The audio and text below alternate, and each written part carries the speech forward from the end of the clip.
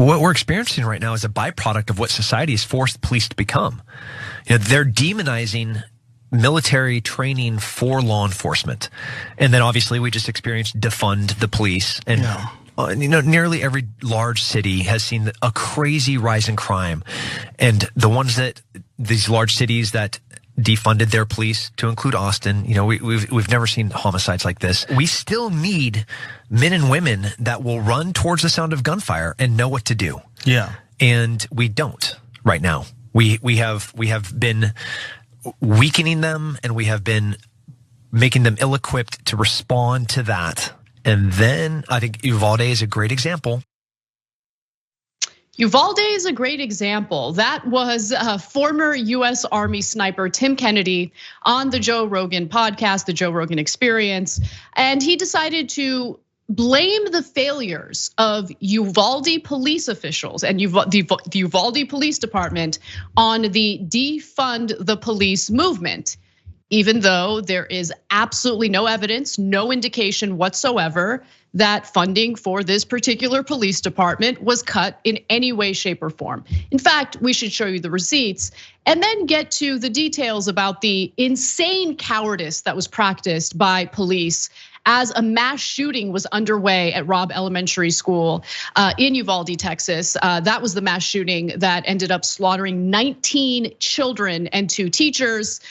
Police were on the scene from the very beginning, and they waited a very long time to do a damn thing about it. But before we get to that, let's talk about the funding, because I think it's important to push back against the misinformation that was spread in that conversation. So for Uvalde, which has roughly 16,000 residents, the $4 million police budget is the biggest expense in the city budget this year, funded at a proportion that's higher than some peers, but far from abnormal. So this is a Bloomberg piece that looked at the numbers, and they did a comparative analysis looking at other cities across the country. And big cities, it's interesting, actually spend a little less percentage-wise of their budget on policing. But overall, I mean, we're talking about similar ballpark numbers, right? Somewhere between 30 to 40%. 30 to 45% of the municipal budget will go toward policing. Now, we should take a look at the trend, because 4 million sounds like a lot for a town of 16,000 people, but who knows, right? Maybe they did cut the budget a little bit in recent years, except that is not what the evidence shows. So as you can see in the graph, and it looks at numbers dating back to 2015, you see that upward trend, which represents an increase of funding toward police in Uvalde. Now, besides city funding, you should also keep in mind that another $500,000 for Uvalde police came from a federal government grant meant to bolster equipment purchases and cover overtime costs related to border patrolling. The Uvalde Police Department also has its own part-time SWAT team. And I should note, even though this Bloomberg piece doesn't go into details, what they're specifically referring to here is the program that essentially funnels military-grade weaponry, surplus military weaponry from our military to local police departments, thus militarizing the police departments.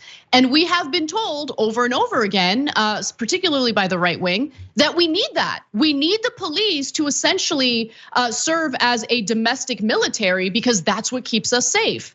Except, as I'm sure you all know at this point, the police in Uvalde did not, in fact, keep the community safe. They failed to save the lives of 19 children and 2 teachers during a mass shooting that they were on the scene of from the very beginning, by the way. Now, there was recent testimony from the head of the Texas Department of Public Safety. He's the director, named Steve McCraw. And his testimony before the state Senate committee investigating the police response was fascinating, because it just gives you an idea of how much the cops dropped the ball, and it had nothing to do with a lack of funding. Let's watch. That the law enforcement response to the attack at Robb Elementary was an abject failure and antithetical to everything we've learned over the last 2 decades since the Columbine massacre. 3 minutes after the subject entered the West Building, there was a sufficient number of armed officers wearing body armor to isolate, distract, and neutralize the subject. The only thing stopping a hallway of dedicated officers from entering room 111 and 112 was the on-scene commander, who decided to place the lives of officers before the lives of children. Okay, you don't wait for a SWAT team, right? No time for a SWAT team. If you got one officer, that's enough, right? So you don't have to wait for 11 or 12 or 50 or 30. You got one's enough. If you got to, you're there in the scene, you got an obligation to go and immediately engage the shooter, okay, and stop the shooting and really stop, which is really stop the killing, because there could be other ways to kill it, and then stop the dying. That's preached, practiced, and required in the state of Texas. It just wasn't implemented. Now, McCraw was specifically referring to Pete Arredondo, who's the Uvalde School District Police Chief, and the person on site, the person who failed to carry out the actions that were expected of the police force there. And I don't know. I mean, David, maybe I'm just a hater of Rogan's podcast and I don't know what I'm talking about, but I don't know. I kind of want to like scratch the surface and look at the data before I open my mouth and make declarative statements about a police department and why they failed.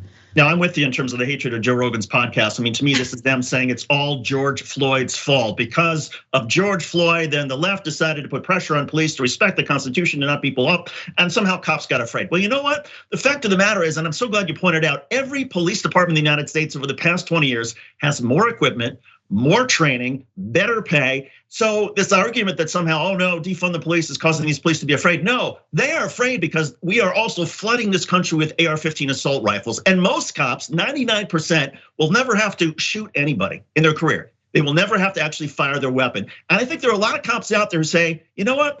I don't want to be in that 1%. I don't want to have to be in some sort of armed standoff or actually use my service revolver or weapon because I don't know how I'll do. But they love the power. They love having the gun. And the moment that there is somebody with an assault rifle, oh no, we need the SWAT team. We need the tactical team. And that's what happened with this commander. It's a crying shame. Absolutely. And I do want to go through this list of what the Texas head of public safety had to say during his testimony, because he lists all of the failures that he has seen from the police department, from police officials, and notably funding or resources are missing from the list. But he did mention that Pete Arredondo did not have a radio with him, which made communication a little difficult, to say the least. Police and sheriff's radios did not work within the school. Only the radios of Border Patrol agents on the scene worked inside the school.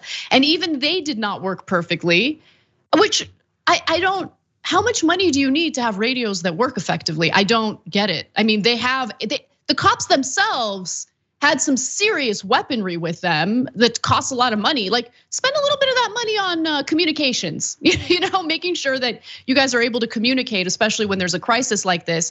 And some diagrams, this is interesting, some diagrams of the school that police were using to coordinate their response were wrong.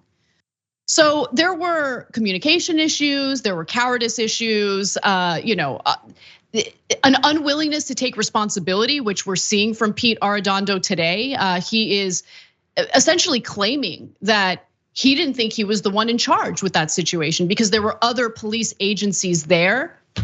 No, you are the head. You are the police chief for the Uvalde School District Police. This is a school shooting within that school district. So I don't believe that he actually believed that. I just think that there was a great deal of cowardice. And again, I don't see this as a failure in lack of resources or whatever. I see this as, who are we hiring to protect and serve, really? What kind of vetting is taking place? Are we ensuring that these are people who understand the job that they are, signing up for? Are they committed to protect and serve? Because it isn't just this story, right? This is a story where it's so obvious that they engaged in cowardice and it got people killed. You also see the instances of people running away, unarmed people running away from cops, and they literally shoot and kill that suspect in the back as he's running away. Who are we hiring to protect and serve? I think that the vetting process really needs to be reconsidered. I think there needs to be massive reforms in policing. And that's not to say, oh, we just cut resources and call it a day. I don't think that's the solution either. But what I am seeing right now is just this unwillingness to accept the fact that the kind of policing that has been supported by the right wing in America has not been protecting Americans. And they need to, they need to take that into account. Because we're paying for it. You're absolutely right. And the fact of the matter is, I think it's a combination of people who are attracted to police, that you don't need to have a college degree, just a high school or GED requirement. There are a lot of people who like to go on power trips. And oh, by the way, that power is reinforced with so much of their training. So much of their training is you must dominate every situation. If somebody gives you any lip, if somebody's got a traffic violation, they're acting suspiciously, you get them out of the car, you dominate them. They're not trained on de-escalation. They're not trained on, well, let's try to have a conversation. Let's see if we can calm things down. And so when it's drilled into their head, you must dominate. When you're suddenly faced with a situation where you can't dominate because you're outgunned or there's somebody with an assault rifle, then the only training they have is whatever training that was related to Columbine, where they've been told, you go in there as fast as you can, even if all you have is a pocket knife, you go in there and you try to take out the rifleman or the man who's carrying out this assault. Well, at that point, it sort of goes against sort of the training and I think the instincts that have been drilled into a lot of these guys. And so you take somebody who likes to be tough and has a great time, with this power trip when he can dominate somebody, but suddenly when you can't dominate somebody, as we've seen with a lot of bullies, they then run and hide.